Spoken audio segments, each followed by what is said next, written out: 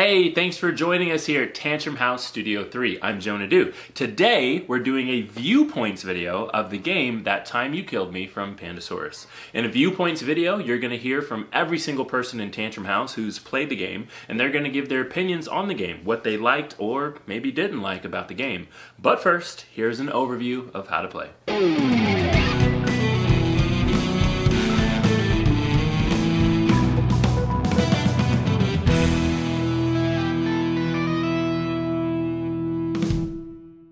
That Time You Killed Me is an abstract narrative game of time and murder that introduces new scenarios with unique rules and components as you play.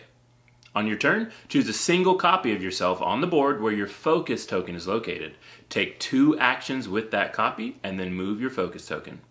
If on your turn, your opponent has copies of themselves on only one board, meaning you've eliminated them from the other 2, you're the winner. That Time You Killed Me. Oh my. So I really enjoyed actually playing this game. It gave that chess type of feeling without the chess pieces. I don't know if it was because the pieces were white and black that it gave me that, or the fact that I had to think 3 moves ahead of what I was doing already on the boards. And I guess like the only thing I would say is that I wish the boards were labeled past, present, and future. I know that they're kind of skewed in their coloring. One's a bit like grayish white, then gray, and then like dark black grayish. But I really needed them to be labeled so I knew when I was making moves in the past, what I was trying to do moving into the future or in the present. But yeah, besides that, I really liked it. Really have to think and have some strategic moves in there.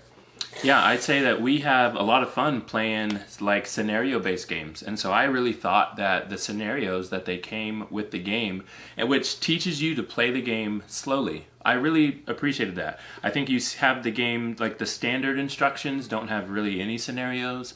And then you've got scenario 1, 2, 3, and 4. I won't spoil them for you just in case you decide to get the game and try it out. But I really appreciated that they introduced things to the game slowly. I definitely agree with you that sometimes, not all the time, but like first time you play, second time you play, forgetting, am I going backward? What do I do when I go backward? What do I do when I go forward in time, right? And so a label might help, actually. I didn't think about that till you said it, but that totally might be something that would work well.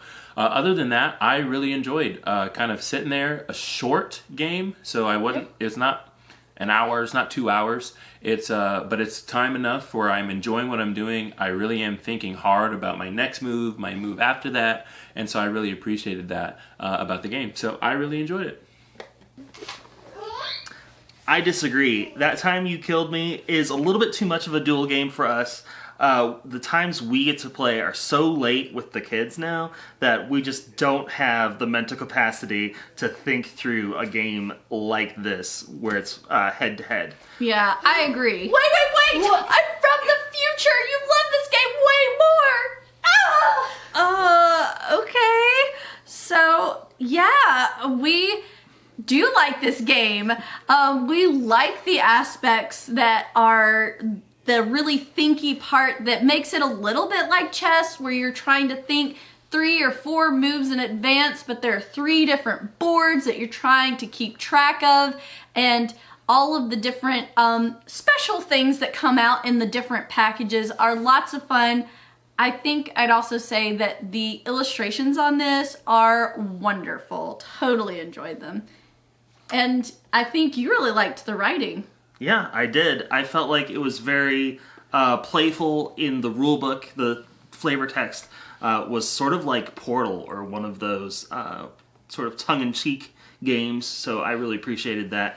But I do struggle with planning that far ahead. It's too much like 3D chess for me. I agree. Are you like Sarah from the past? The future. Oh, okay. Smarter. What'd you think of That Time You Killed Me, or that you didn't kill me? I killed some of you, but only the past you, I think. It was a very well put together abstract strategy game, kind of chess-like. You have to plan your moves a few out and try and anticipate what the other player is going to do. Every once in a while, they do something unexpected that you haven't planned for, which is a nice experience, I think. I thoroughly enjoyed it. This is my type of game. The thrill of, oh man, I think I got this in the bag, and then And like, then oh no, 20 what turns happened? later, And I'm still alive. Yeah, but I still killed her for sure, obviously.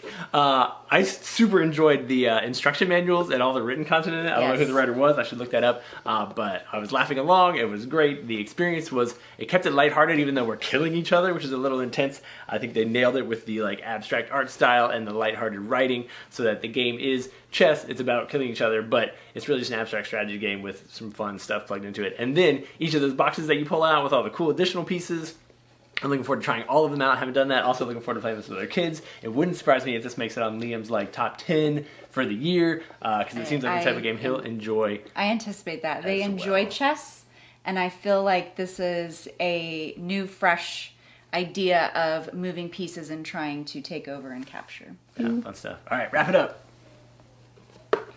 That time you killed me! Actually, I killed Kevin. Melissa did win one of the games that we played, definitely. Although I will say, which I've heard other people say in Tantrum House, that we're not really two-player only like game Right. people. It's not my style of game where you're trying to be combative with the other player and wipe them off the face of the map. I'd rather play games where I build something or collect a lot of things and see if I got more points But than you.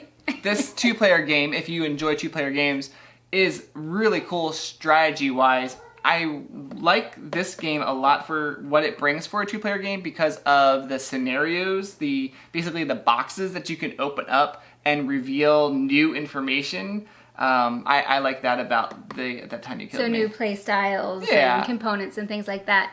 I'll say that I really enjoyed reading the rule book. I was reading it, and instead of telling Kevin the rules, I kept reading the flavor text to him and kind of snickering as I was reading it. So I think the theming is very clever, very interesting with the past, the present, the future, Yeah. and having to think ahead of how certain actions are going to impact the other boards. I think going along with that, it integrates well. The theme integrates well into the gameplay. It like makes sense how those boards work, and doppelgangering yourself, so you are in different places at the same time. I like that. I think component quality is top notch for this game. Like in the first scenario, you can have seeds and bushes and trees. They're three-dimensional plastic pieces instead of just tokens. I like that about the game, so it gives a little bit more just interactivity in as you're playing, and the other boxes you're opening brings new components to the game.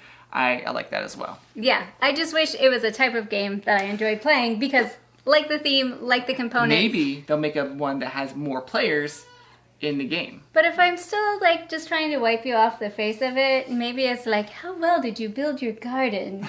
But that's not the murdery game this is. If you like abstract strategy, two-player games, things like chess or quirky humor, I would say that it's a very good game, but not for me.